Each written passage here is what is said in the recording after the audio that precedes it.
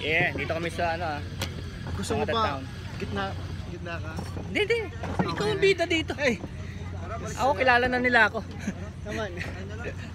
Mata Town tayo tambayan. This is in Pasig.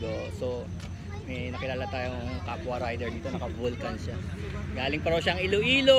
Ayun, introduce yourself naman. Hi, I'm June. Yun nga, sabi nga ni Sir, galing nga ako ng Iloilo. Masasabi nyo bakasyon kasi may dinalaw lang talaga sa Iloilo. So, kwento natin yung tungkol sa nagkaligaw-ligaw tayo. For 1 month, parang pinagtripan din ako ng Google. So, nung papunta ako, may masalimuot din papunta ako. So, dinaan niya ako ng Antique kung kailan landslide. So nabarahan ka ng landslide? No, actually, landslide, nagsisimula na silang mag-clearing. Ang problema noon kasi, isa sa mga dahilan pumunta ako ng Iloilo, mag-set ako ng business. So, anong business yan? Sa motor din, hindi, mga ano lang, sa internet or ano. So, may mga equipment ako sa likod ng motor ko. If makita mo yan, may maliit na server yan. Talaga dati dito sa area na to? Up to this high. Yan, ganyan kataas yung server. Kinarga mo dyan. Meron pa akong computer equipment dito. Merak siya dito. Yes, tapos meron pa akong bag. As in talagang heavy load. Tapos kasi heavy naman talaga na yung bike di ba? Yeah. Sanay ka na Tapos dinaan niya ako sa landslide. So, what if nadulas ako? Pag naibaba ko yung pako, madudulas. Bagsak lang ang gamit. Tapos wala kang kasama. Yes. Kaya sabi ko nga sa kanya minsan dapat instinct mo tignan mo, wag yung mismong actually sinasabi ng mga Google Earth or Google Maps. Kasi sasabihin yung shortest route.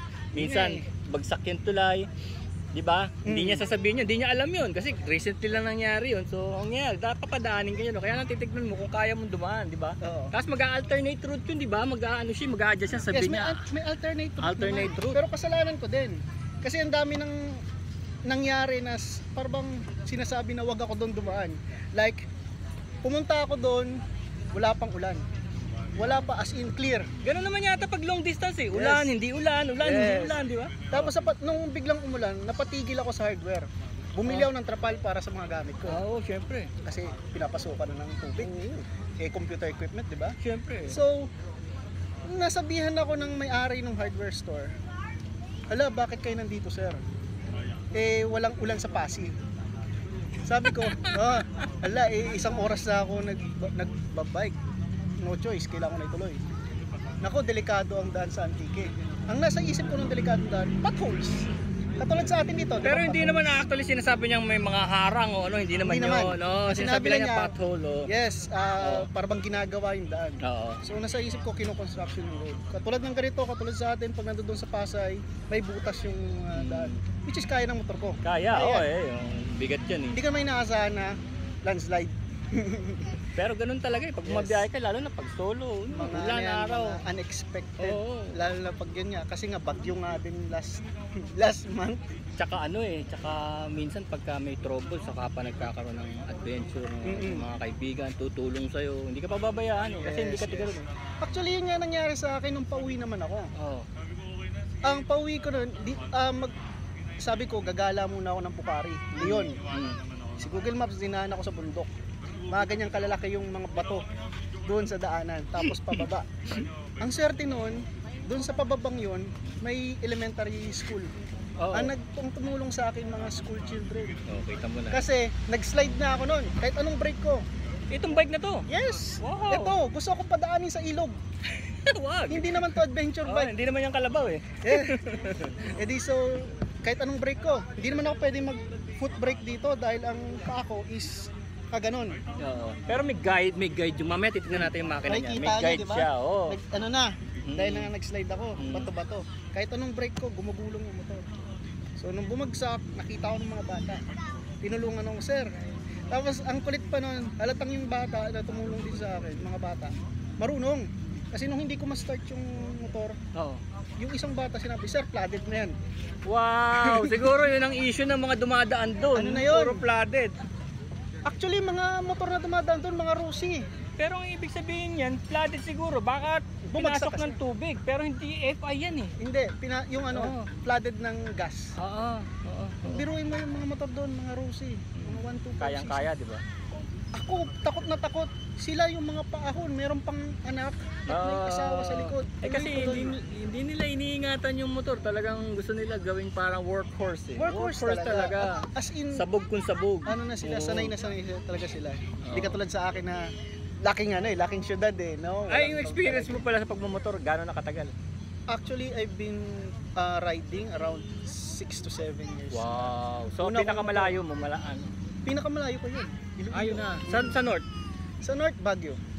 Malayo na. Yes. Tapos solo rider ka? Oh, so wala akong grupo talaga na kasi ayokong naghihintayan. Tama. Na-try ko na yan sa mga kamag-anak ko lang eh.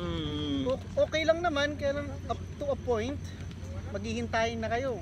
Hindi lang yun. Minsan, iwanan ka pa.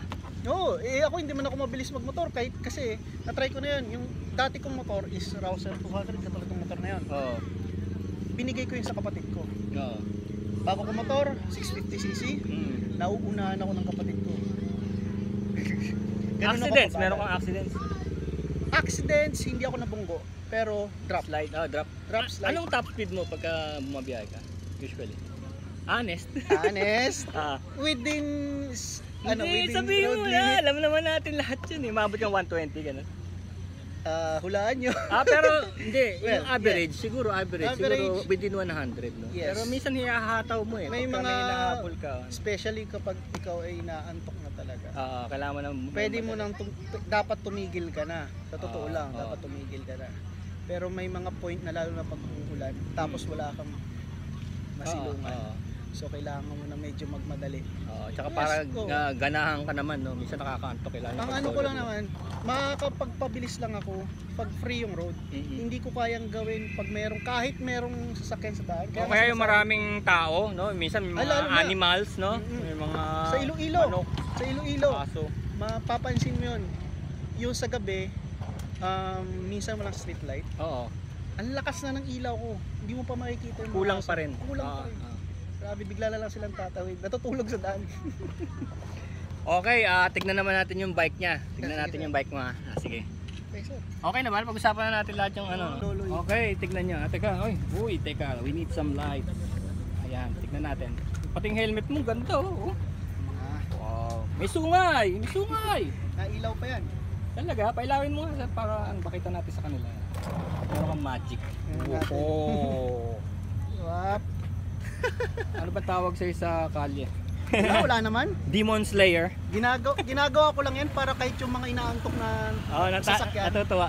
No choice sila kung Ito, titingin ito sa yung akin. sinasabi niya. Na, ano. So this is 650 na Vulcan? 650? Yes. Matagal na to sa'yo? 1 year. Wow. Ganda. Mas gusto ko yung mga ganito, cruiser style. Tapos may bar ka po. Nagustuhan ko rin yung bar kasi sasagipin ka rin yan eh, di ba? Yung, Actually, yan nga eh. Di ba? Pag Nung sumimplang nag-slide ka. ako sa bundok, Oo. may bag ako dito. Oo. Leather. Oo. Tapos yung bag na yon punong-puno ng tag nito, raincoat. So kaya pag tinina mo walang gas-gas, yun yung sumalo. Ito crash guard sa Talagang adventurer ka. Meron ka pa nitong CC CC bar, CC back para yan sa nanay ko, nakakatulog. Pero ayaw mo mag-box. Minsan, Utility may box box. ako leather din sa likod. Oh. Pero ayoko lagyan ng gate. Pero ito gusto ko to kasi nangyari sa akin. Dati naka big bike din ako, yung Hawk. Nag-slide ako pero hindi nasaktan yung bike dahil dito tumama at saka dito sa peg. Yeah. Halata naman eh. Oo, hindi nasugat yung hindi nasugat yung bike dahil dito. Pangit. Sasabihin nga lang nila parang old school no, pero old school naman ako eh. Ikaw bata ka pa. Okay na. Ang ganda. Ang ganda sir. Thank you. Thank you sa Sige sir. sa interview. Oo nga sir. pala, pa-shoutout na lang natin yung crash guard na nagsaro sa akin. Kay Sige, Bonin Hans yan. Shout out. Ay sir, shoutout yan kay Sir basta sa Bonin Hans. Kalimutan pa. Saan ang lugar nila? Sa malapit sa Caloocan. Pero magkano to? Magkano pagka pinaseta? Nakalimutan ko. Bakal ba yan o aluminum? Yes, bakal. Bakal para talagang pag tumama. Oo, Linagyan ko lang siya talaga ng wrapping kasi Oo. yung gate namin maliit. Tumatama talaga siya dito sa gilid. So, linagyan ng wrapping para hindi matapyas yung pintura. Okay lang, maastig. Eh ganyan talaga eh. Pag gagamitin mo, di ba? Talagang magagasgas yan. Mabubugbog yan. Okay sir, thank you very much. Ren, Peace. sa inyo to? Sa'yo. Ayan. Okay. Wag na natin. Pandarin mo. Wow, tingnan mo. Oh. Sige na nga, oh. Okay. Sound check. Yeah, Naka-silencer. boy. Sinilencer mo ng konti lang, no? Actually, yun yung pinakatahimik kong silencer. Pinasok mo sa loob? Yes. sa Oo, loob. ako rin eh. Pinasok pero hindi pa rin kaya eh, no? Hindi pa rin kaya. Ano to? Parabasan to pag walang silencer, nag-aapoy. Sige. Okay, let's try. Yon. Pandarin mo na ganun, no? Okay. Okay. Para makita ang gaano kapogi si sir. Yeah, boy.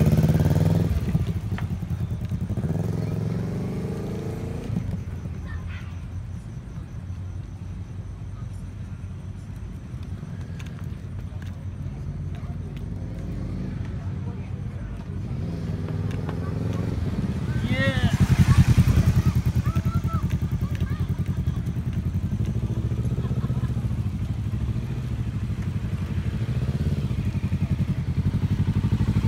Nice one. Thank you. Nice one. Sa totoo lang sir, love na love mo yung bike na yan. Yan talaga ano para sa'yo, no? Ang ganda ng bike mo.